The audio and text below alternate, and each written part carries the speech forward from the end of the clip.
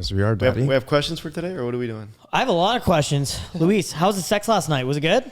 It was all right. You have a fun time? It was all right.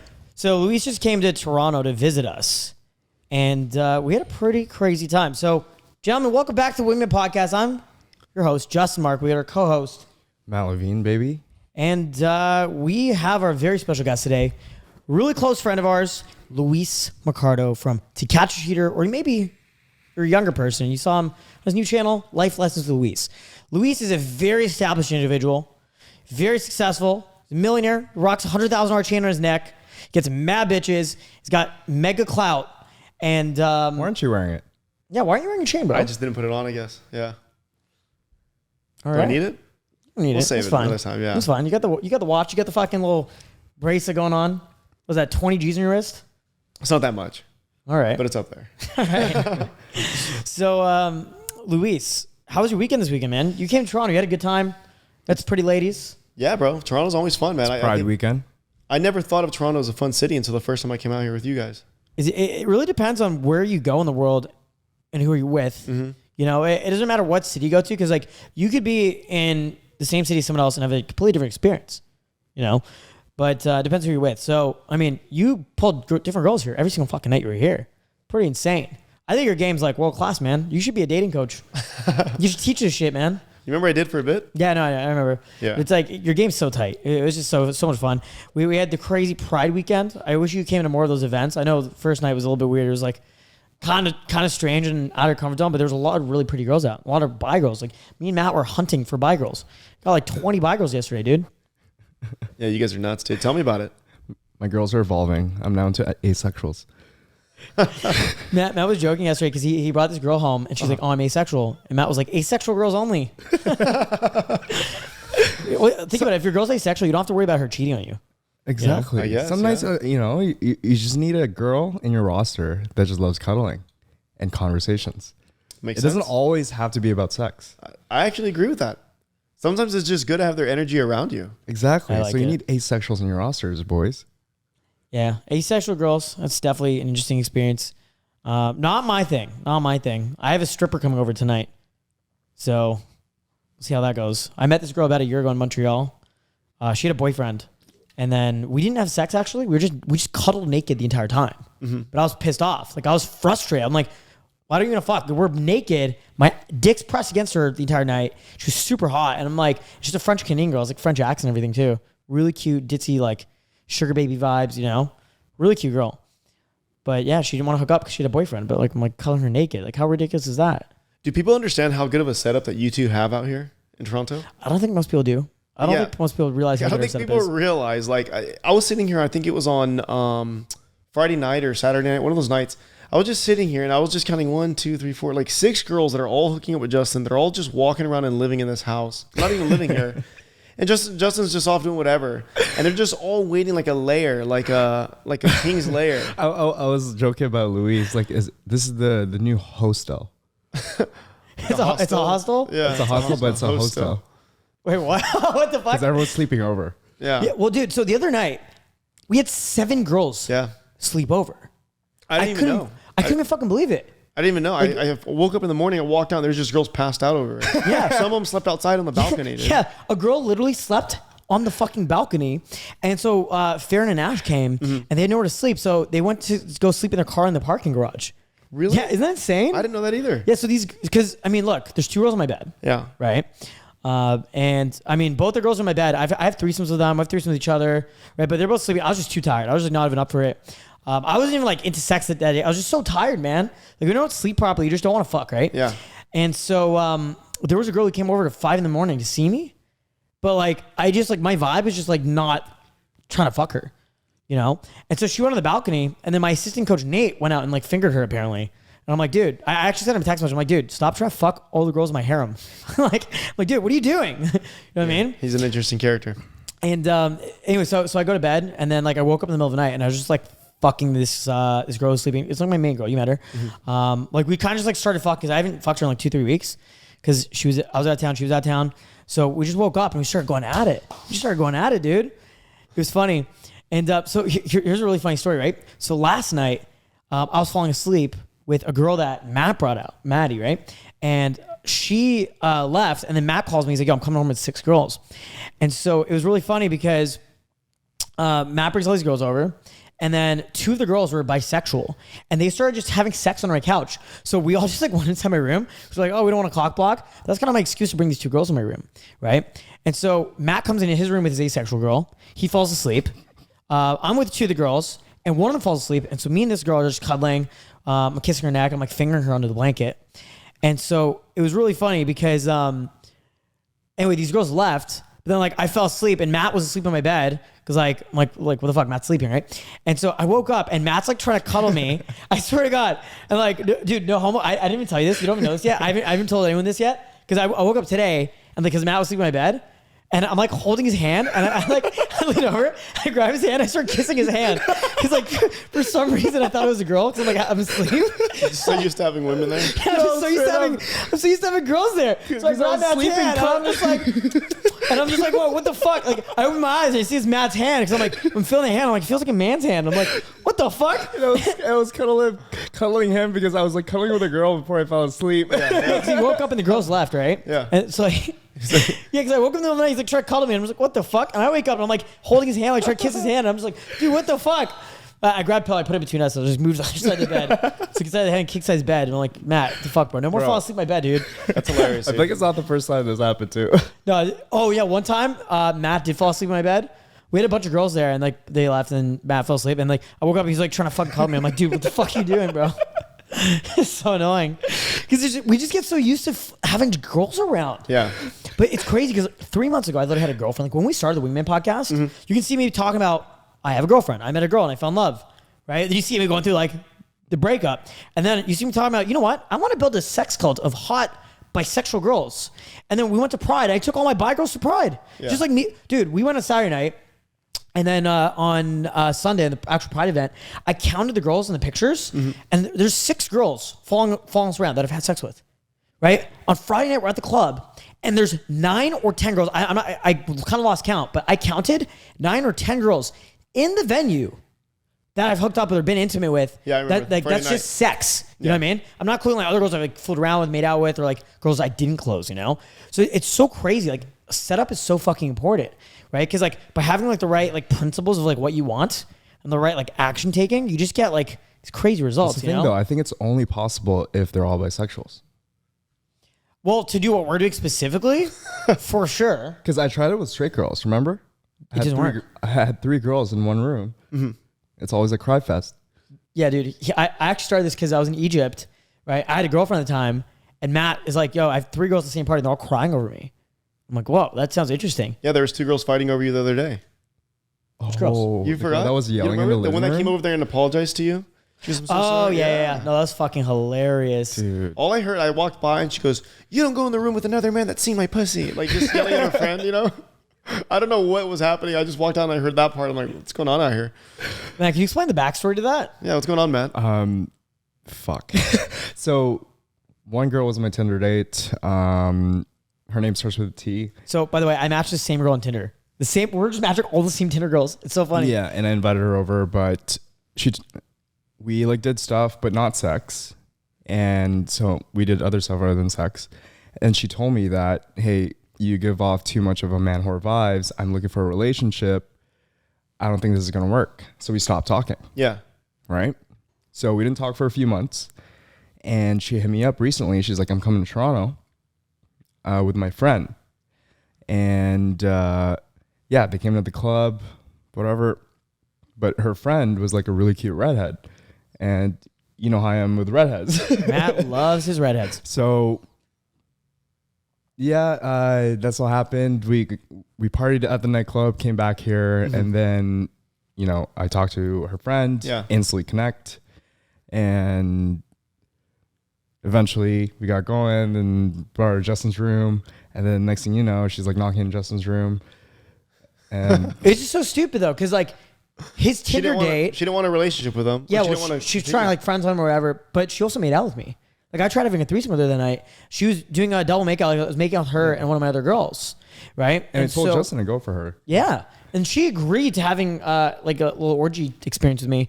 But then like she was in a weird mood. Like we invited her in, and she just wasn't like down in that moment. So I was like, okay, whatever. you know? And so, but why is she mad? Like, she made up with your best friend, dude. Like, come on. Yeah, I know. I was Territorial, very confused in that situation as well. It's a lot of drama. How do you deal with it, Luis? I don't, man. I mean, I never really like have girls running into each other like that where they're Dude, fighting. I've seen videos of you having like foursomes and fivesomes, like you 4 girls at one time. Mm-hmm. What's the most amount of girls you've hooked up with at one time?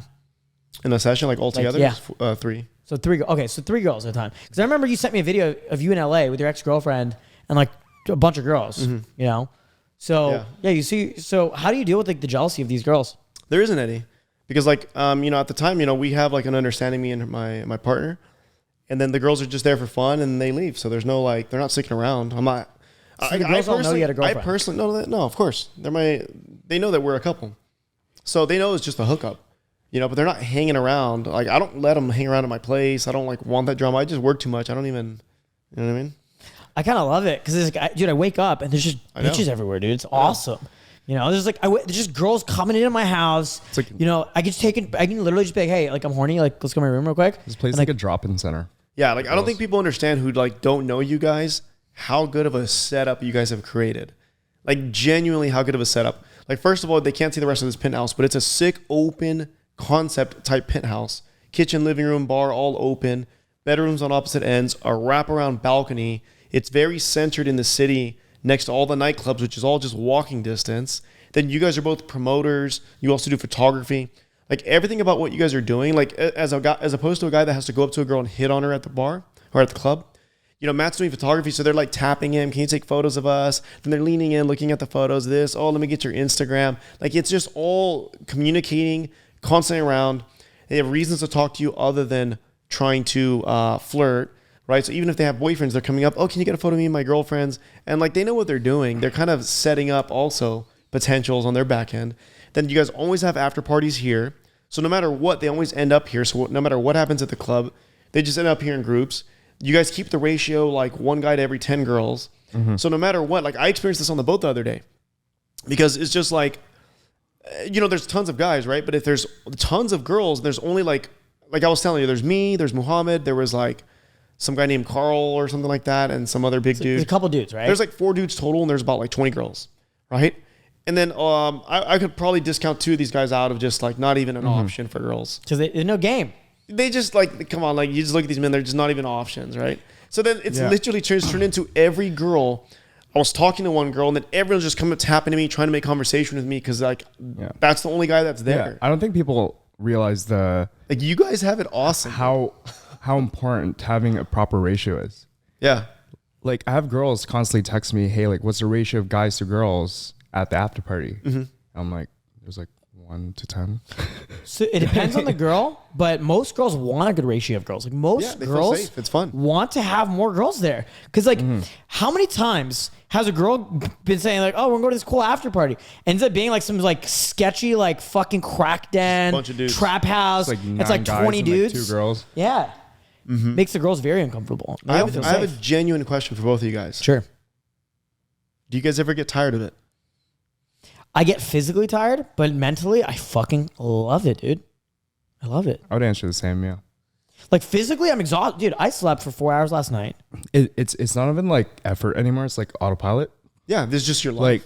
Like, I almost never go home with just one girl. But here's the fucked up thing is like, I can't turn it off. Sometimes I feel like I just want to stay in and work. I just want to fucking work. I just want to make money. I want to grow the business. I want to grow the podcast. I want to grow my audience. I want to make like $50,000. I want to buy more Bitcoin. You know what I mean? And I just can't. Because there's girls showing up to my fucking house. I'm like, you know what? I'm going to take Monday off to get some work. Like 3 girls showing up to my house in the fucking middle of the night. You know, last night, I was like, I'm going to go home and work. That was my plan. Instead, a bunch of girls showed up to my fucking house. And like, I went to bed at like 7:30 in the morning. Yeah. It's fucking crazy, man. Like it is crazy. Like I do eventually, I got to stop because I got to get back into work mode. But like, it's just nonstop. But the thing is, this kind of is your work too. So it's just this never ending pipeline of women just coming in. Like you've probably hit on girls you forgot you even hooked up with. Dude, I can't tell you how many times we're out at the club and girls are like, oh my God, Justin. And I'm like, hey, how's it going? And I just put along. I'm like, yeah. Oh, where do we meet again, by the way? Like, I just act like I know them. Like, there's just like old OG dating concept of like assumed familiarity. So I'm just like, oh, how you been? Oh, but do I have you on Instagram, by the way? And they're like, yeah, I have you on Instagram. I'm like, no, we don't. They're like, I always take their phone and I get I look at their Instagram. I'm like, oh, okay, she's this girl. And I check our messages from their phone to see like, where we met in the correspondence. Yeah. Right. Cause it's just like, there's so many girls. I have like thousands of girls on Instagram in my DMs. It's like, how the fuck am I supposed to remember? Yeah.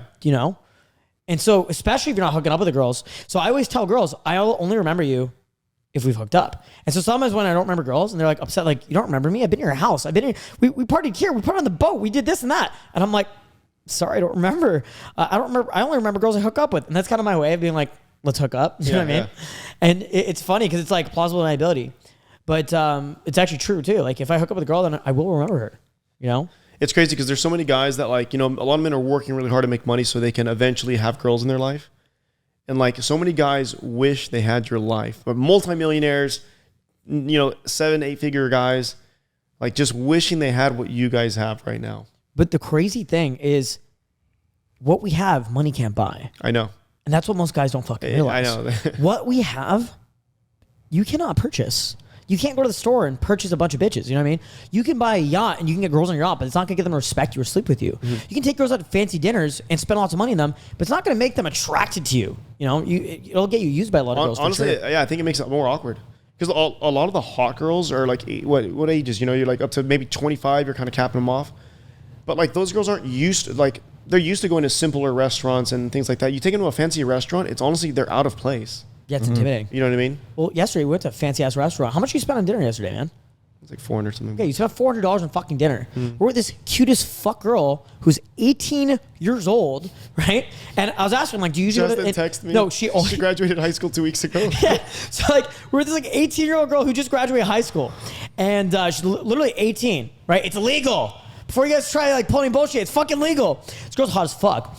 And she also doesn't live in Toronto. She lives in the fucking country out in the middle of nowhere. Yeah. She lives on a farm. She got, like, chickens and cows and shit. Oh, I didn't know that. And so we're at a fancy-ass restaurant, right? So I asked her, because I'm thinking, I'm like, this girl's probably not used to this kind of experience. Mm-hmm. And so before we even ordered food, she's like, I only have $8 in my bank account. I'm like, don't worry, babe. I'm going to buy you dinner. I didn't know you were going to cover it, right? Yeah. And so I'm like, don't worry. Like, I got this, right? I thought I was going to spend, like, $50, $100, whatever, right? And... the thing is, like, I'm not even thinking I'm going to spend this money because I want to fuck this girl. I'm really thinking, like, I'm enjoying this girl's company. I'm going to buy myself food. And, like, I always take care of people around me anyway, right? And, in her head, she's just, like, thinking, holy shit. I'm hanging, like, imagine what's going through the girl's head. Yeah, I mean, she's 18, they get these cool experiences, dude. Because I asked her later in the night, I'm like, this must be a really unique experience for you. You're hanging with, like, fucking dude who does, like, pictures for celebrities. You're hanging with, like, club promoter, YouTubers, millionaires and shit. It's like... this must be crazy. She's like, yeah, none of my friends are doing this, right?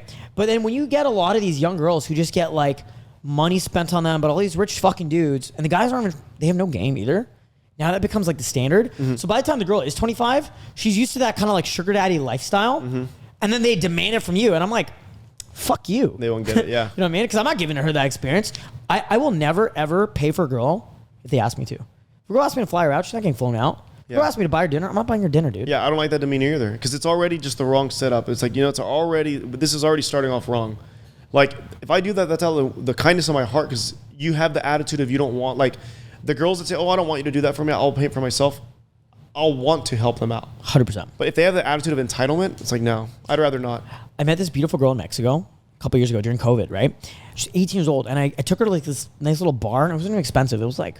I got like a $2 orange juice and like a $3 drink for her because it's fucking Mexico, right? It's cheap as fuck. It's like $5. But she's telling me that her scholarship with school is like frozen because of COVID, and she's running out of money because her fucking like uncle her uncle molested her, and so she has to like live on her own. Right? And if she loses scholarship, she has to move back with her fucking like creepy uncle in the middle of nowhere. And her rent was like $50 to crash on her friend's couch. So she never asked me for money. I'm like, yo, I will. Because the first day I met her, I took her to this little bar and she like tried to cover it. She tried to pay like $4 even though she didn't have any money. Yeah. And I'm like, are you fucking crazy? It just like instinctually makes me want to like take care of this girl. And so one day when she wanted to get her rent paid, I just like literally went to the ATM and I like slipped the money in her jacket. And then like I text her, I'm like, hey, I saw like money in your jacket. Like you should use that to like pay your rent. Cause she was like complaining, she was all stressed out complaining, be like, if I don't, cover, it was like 50 Canadian dollars. So what was that, like 35 US dollars for her rent for a month? So she doesn't have to move back with her fucking creepy uncle who like touches her and shit. You know what I mean? It's so crazy to me. Like those are the types of girls you just want to fucking like put a ring on, dude. You know what I mean? And like it's fucked up because you get these like entitled girls and they just kind of ruin it for everybody, dude. Yeah. I think for me, it's just, I want to make sure that they want me first. Like they want me for me, period. Like regardless of anything, finances or what else I can offer. Like I will take a less attractive girl because I enjoy the dynamic more that she's all over me. I don't want to be chasing a girl. Remember I told you guys I went on that date with that girl. Everywhere I was getting stared at, but she had all this plastic surgery done. And it's like, look, dude, I'm not going to simp. I'm not going to sit here and just chase a girl to get what? Like, what is that? What value does that bring me in my life? You get a bust a nut. Get a bust a nut. I'd rather get a girl that wants me. Because like I've said this before, like on your boot camps, I told students, I'm like, hey, look, the goal of the boot camp for me at least, it shouldn't be about sex. Because if that's all you want, just go get a prostitute, dude. If that's really all you want. What I want was for girls to want me. So that's part of the reason, we build value, we work out, we work on ourselves, we make income to provide and all this stuff. You develop this attitude and personality and you become socially inept so you can attract a cool life. And that's what they should be that should be what they want to be attached to, not just what I can buy them. You know what I mean? So like that's always been my thinking. Like that's why girls will buy their own tickets and all that stuff, and it's just like, I'm not going to do it. But when they buy their own tickets, that shows that they're willing to do that.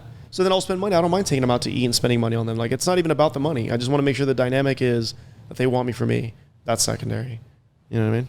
It's awesome. And you get a lot of these like rich dudes who have no game. I know they ruin it. They ruin it. We were talking about this in Colombia recently, right? Because they spend so much money on these girls, and then that's their thinking now. Yeah. So Matt, you were getting tattoos when we were in Colombia, and me and Luis were at the mall, just running day game and fucking going on Tinder dates, and we were talking about how a lot of these like rich fucking dudes, like you see this in Tulum or in Miami, like all these fucking wealthy dudes, they're just spending all this money on these pretty girls, but they don't have fucking game. Like you got this guy who makes a bunch of money in crypto, or maybe he's like some sort of investment banker or like real estate or something, and they have money, but they have no fucking game. And so they get into these high status soul circles where there's a lot of pretty girls, and so these girls just fucking use these guys. Mm-hmm. But now that becomes the standard of these women, right? Meanwhile, you got guys like Matt, where like Matt was getting his rent paid by his ex-girlfriend. His other ex-girlfriend, he had multiple girls at the same time, right? One girl's like buying him groceries, one girl's paying his fucking rent. So he's using game to get girls to take care of him. You know what I mean? That's a pimp, dude. It's like actual pimp shit. It's fucking crazy. It's like, and here's the thing: the girls don't even like. It's not even like they want sex from him. It's like they just want to feel emotions from him because he's just so cold to these girls that they're like doing anything to get a reaction out of him. And he's just like, "Oh, thanks for paying my rent." I tell them my love language is gifts, for receiving gifts. Oh my god, so funny. That's awesome. They still buy me shit. Matt's like, you're a Gemini, right? Yeah. You're like, I'm a fucking Gemini. I need gifts to show that I'm to feel love. Funny as fuck. I don't think that's even related to horoscopes at all whatsoever. You just say that. Matt plants so much seeds in girls' heads that just like she's like, whoa, you know. Like whenever Matt wants to bang a girl, he'll bring her here and he'll be like, Justin, I really like her. Like Matt's game is like he just talks about our podcast and just talks about like us doing cool shit, and he doesn't even hit on the girl. He just like takes her arm, puts her around the girl, doesn't even hit on them at all whatsoever. And then like, after like an hour of talking to her, he'll just like look at me and be like, Justin, I like her. And then like you see in the girl's eyes, she's like, oh my god, yeah, it's like I'm chosen. He chose me. Yeah. Sometimes less is more. I don't even put my arms around them. No, like you don't put it around them. You like put it behind them. I find. Yeah, like this. It's very casual. Very casual. Because it just an hour spent of just building trust and all that stuff, and then showing not neediness. A girl's like, wow, I can really be myself and feel comfortable around this guy. He's not being like the rest of the creeps out here. He's not needy. He must be high status. It's also presence. Because last night, right, there was like 5 other girls around, right, just running around, all super cute, but I'm like, I'm locked into her, and she can feel that. She's like, this guy wants me more than any girl in this room. Yeah, I did the same thing because I saw Matt doing that, and I'm like, okay, I've got to pick a girl. And here's the thing: there's a concept I call it Dick ADHD, where it's like you don't know which girl to go for, so you're hitting on her, then you're hitting on her, then you're back to her, then you're back to that one, and you're like, oh wait, there's a new girl, and like It's like there's this like old school hunting saying. It's like the man that chases like 2 rabbits doesn't eat tonight, you know? Yeah. And so it's like you're trying to get like all of them, you get none of them. But instead, you just like pick the girl. So I was looking for which girl, and I always do this. I don't necessarily go for the girl that I find the most attractive. I go for the girl that is equilibrium and most attractive, that's also giving me the most choosing signals. Mm-hmm. And then I go for that one. So I saw a girl who just gave me the eyes, and I'm like, you're cute. And she's like, oh, you're cute too. I'm like, okay, locked in. I thought her friend was way prettier, but I'm like, okay, I'm going for you. You know, and so I went for her the whole night, and like we were vibing. Actually, a question for both of you guys. I got a question for both of you guys. Yeah. You can't treat every scenario the same, right? Because every girl's different. So nothing's like, there's not one rule for everything, but there's kind of a generality of things we follow. Do you find, like, what do you change differently in your game when approaching a girl that you consider like a 10, as opposed to a girl who's like a 6, 7, 8? 0. 0? You change nothing? I don't even recognize. Here's the thing though. If you treat them like a celebrity, they're going to treat you like a fan. Mm-hmm. So if you start changing your game up, they feel that. They can feel the lack of authenticity. They can feel like, oh, this guy's treating me different than he is treating other girls. And they'll start using that to manipulate you. And I find a lot of women are like kind of like value extractors.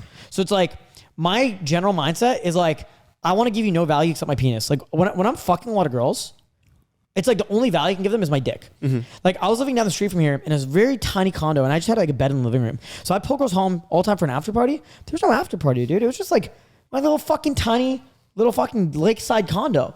And like I moved into like the sunroom. It's like the size of a fucking walk-in closet. Seriously. I moved into this like little tiny ass fucking room. Like you remember my old place. It was tiny as fuck. And the thing is, there was nothing really else for us to do. You know, there's like cool lights. Yeah. There's like a bed.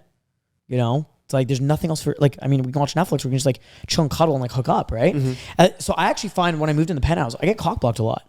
Because like there's so much more, like, they can go to the hot tub, they can go to the bar, they can watch like TV. There's so much more to do. I get that. You know? And so I try not to change up anything at all. You know, if I really like a girl, I will try less. You know, the main thing. I was going to say, I almost feel like I do less, as weird as it sounds. Yeah. Because any type of fidgety movement, it seems like too much low status behavior kind of thing. So if anything, I just play it cool, and I'm more simple actually when they're really attractive. Like they're just, I don't know. I feel like it's because I know they can't sleep with everybody. Like an average girl can fuck whoever. No one's going to judge her. A girl who's like a solid 10, if let's just say she dated a baseball player or something like that, she can't be seen just fucking some average dude, because then it just lowers her status around her peers. It's lower status. So she has to see a guy as high value in order to even put him in a category to hook up with. So it's in a sense that it's like she's just reading your presence. So it's like almost like I do less or nothing. And sometimes I've noticed one in particular when we were in LA, the first time we met, and there's a really attractive girl that one of your students brought up to the booth. She was really hot. And it's like I did nothing. And I remember towards the end of the night, she just turned to me and she goes, "Thank you for being normal." Like, she goes, "You have no idea. Like, you're just like, it feels so comfortable around you." You know, and I was just realizing, because every guy's just, they put her on a pedestal, so they're giving her more attention, and I'm just doing like less. My experience is a little bit different, because I'm a photographer for models. So I've met a lot of these girls. I'm always around these girls, and I'm friends with a lot of these girls. Dude, I don't think you guys even understand. The girls that Matt meets I've seen are fucking hot. So verified. He's going to his Instagram, followers. You can see them all. Yeah, so my game actually turns on the hotter the girl is. Like, I'm more on point, more relaxed when I'm around 10s than I am around average and below average girls. It's actually funny to see Matt be around unattractive girls. He just gets pissed off and grumpy. Like, he just gets like in a really shitty mood when he's around girls who aren't really, really fucking hot. He just like gets really upset. You saw me at the parade. Yeah, I was just like having the worst time. I'm like, there's no hot girls here. I noticed because when we're at the club, there's like hot girls, and like I know they're tapping him. I know he feels them, but he still ignores them. Right? It's like part of it. Like, don't give him attention right away. Then he keeps talking over here, right? And then one time we were standing next to each other, and this ugly girl tapped him. "Can you take a photo of me and my friend?" And he goes, And then he's just fucking, it was like no effort whatsoever. Yeah, exactly. So, but when I'm talking to a girl, I was like, they know, they feel bad. So for example, we had the YouTuber girl here, like the other day. She was hot. She was super hot. Oh, the girl's friend? Yeah. Yeah. The one you were with? Yeah. Girl has like over 100,000 subscribers, right? And like, she's beautiful. And I was more like, you know, on her. She had a great body, very, very model-like body. Yeah, exactly. And I don't feel like I'm changing anything. I'm just more myself. You know, I'm just more relaxed, more excited to talk to them. What you notice too is the hotter the girl is, they're also cooler. Mm-hmm. I don't know what it is. Like I talked to Justin about this. Like when we go to like more low-end nightclubs when there's not a lot of attractive girls, we feel like we don't fit in. I literally feel like we don't fucking fit in at these like peasant venues. Like again, when we went to the whole Pride thing the other day, the Pride was fun. Don't get me wrong. I met tons of but the thing is, the only girls I was vibing with were the hot ones. Like girls who are like very average. It's like they're almost like rejecting us, you know. But it's just like 'cause there's no connection there. But the hottest girls, we're just making out with them on the street. Yeah. You know, and so it's so weird how that works. Because when we go to lower end venues, we don't get along with the girls, and the girls will just go for these loser ass fucking dudes, right? But when we go to like these high end douchey bougie venues with the hot girls, instant connection, yeah. Instantly. And it's funny because I remember recently seeing like a actually attractive girl who had a really like annoying, weird personality hitting on Matt, and like. It's like Matt logically knew he just take this girl home, but he was just like pissed off. He's like, just like, ugh, go away. You know, it's so insane. It's like when you become the high status man, or you develop like really high self-esteem, and you develop yourself as a man, you develop your career. You know, you just can't help but be around attractive girls and vibe with them better. Yeah. You know, because you don't attract what you want, you attract who you are. Yeah. Right. It's really crazy how that works. I forgot. I haven't heard that saying in a long time, but 100%. Yeah. Crazy shit, man. Well, Luis, you got to get to the airport soon, man. Yeah. You got to go, man. Yeah, we're good on time. I got like 2 hours. It says... Your flight's in 2 hours? You got to... No. My flight's in like 2.5 hours. Okay. But yeah, I'll be heading out right now. All right. Cool. Damn, dude. So what are your big takeaways from coming to Toronto this weekend? We had a fucking crazy time, dude. Bro, it was fun. It was a lot of fun. And if you compare, you coming here 3 years ago to like now, isn't it like such a higher level too?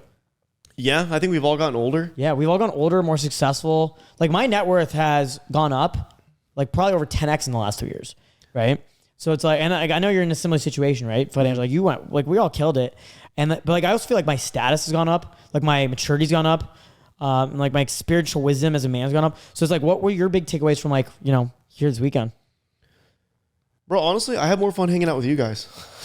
Like everything is cool, but it's fun because I'm doing it with you guys. So we're like, we joke about it, we laugh about it the next day, we take these memories and we just fucking joke about it forever, bro. Like it's fucking awesome. So honestly, it's really what it's about, though, man. So a lot of people don't know this. We actually started the Wingman podcast because of you. You came to visit us about 6 months ago, and you were like, "Why don't you guys start a podcast?" And we're sitting here on the couch, and I'm like, "Yo, Matt, like, that's a fucking great idea. Why don't we start a podcast?" And we're like, "What do we call it?" We're like, "Why don't we call it like the Fuckboy podcast?" Or why don't we call it like the Picking Up Girls podcast?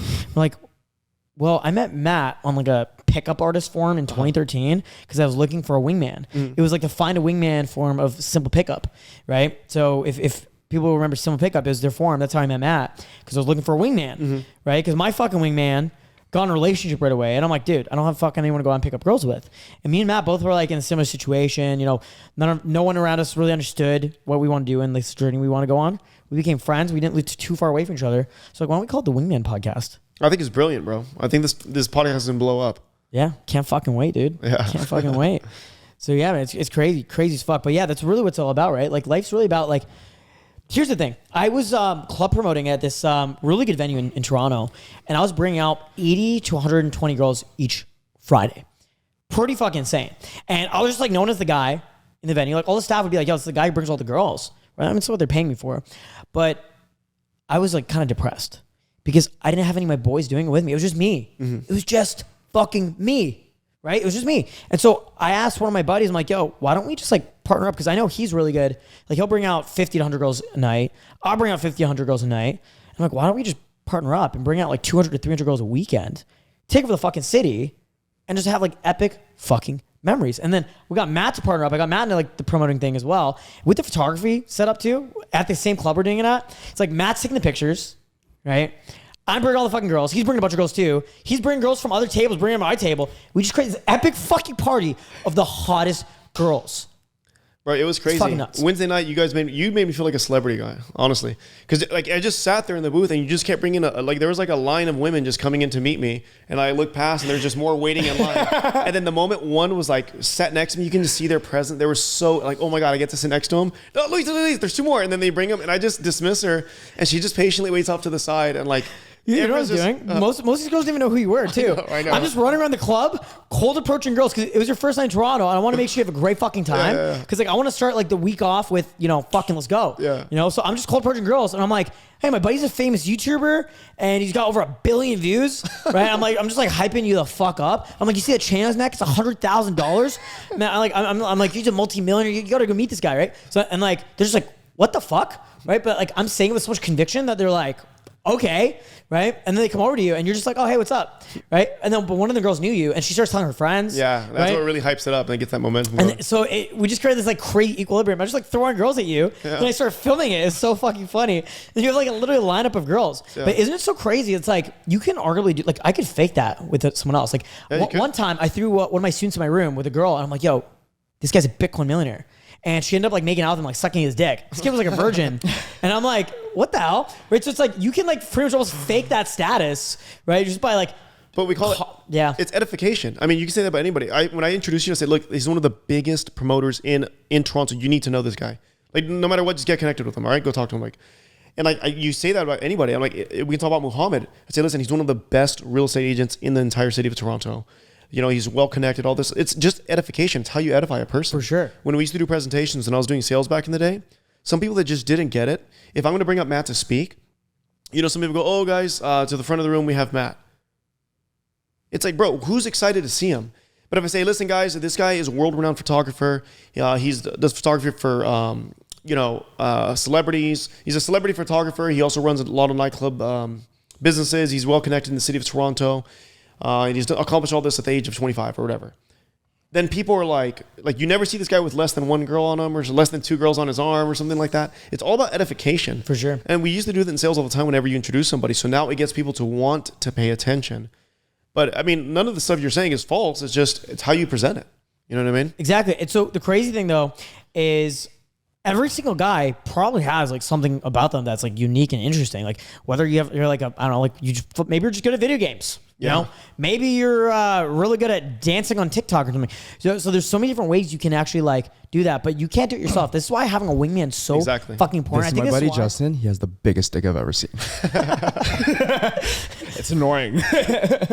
No, but it's so funny because like you can't really do it yourself because it actually lowers your value. Yeah, exactly. You have to talk about yourself. It lowers your value. Yeah. But if you actually do it for your friend, it like increases your value. That's what wingman is. Yeah, exactly. And then it increases your own value because you're associated with this person. So like, you know what I mean? Like people don't get that simple concept. So about 3 years ago, I was only in Toronto for about 4 months. In 4 months, I hooked up with around 60 different women. That's 15 girls a month. You're sick, man. That means like one new girl every 2 days, right? And the crazy thing is like I was seeing all these girls over and over and over. And so here's actually what my game was. My game was just like name dropping my friends. Like it wasn't even like my friends are like famous or anything. I'm just like talking about my roommates I live with. I'm like, yeah, my roommate's a stripper. My other roommate's like a cool club promoter guy. And like the girls were just so hyped up from like how passionate I was speaking about them. But because of association bias, they were hyped up about me.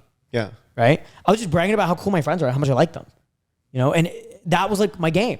And then when I came back from LA, I was like talking about you, I was talking about Adrian, I was talking about like cool shit we're doing in LA and all the cool parties. And I was fucking tons of girls.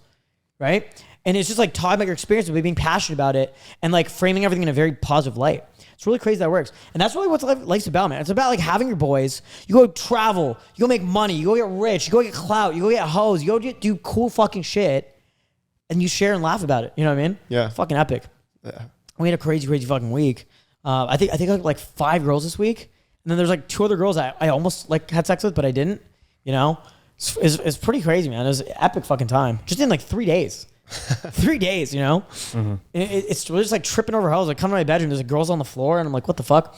It's sick, man. I love it. And I can't wait to see where we go from here because it's literally been like 3 months of doing the fucking podcast, 3 months of being single, and 3 months of like half-ass attempting to pull threesomes. And I've been having threesomes and foursomes every single weekend. Dude, within another 3 months, man, I'm probably gonna have like a harem of like 20 bitches. I can't wait. We got another Colombia trip as well. Yeah, and maybe I think we can hit up Philippines. We should all go to the Philippines together. Let's go to the Philippines for sure. Let's go to Manila. Matt's people. Let's do it, dude.